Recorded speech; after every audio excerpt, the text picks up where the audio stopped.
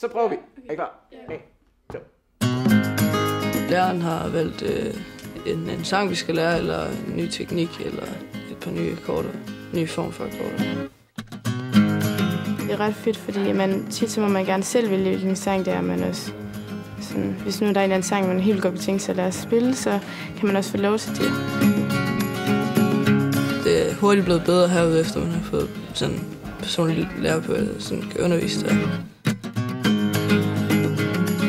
Jeg havde aldrig rørt en guitar, inden jeg startede her på efterskolen.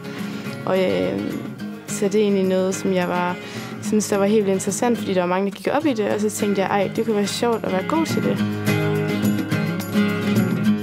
Jeg har hele tiden sådan tænkt, det kunne være fedt at spille et eller andet musik, og det havde jeg aldrig gjort før.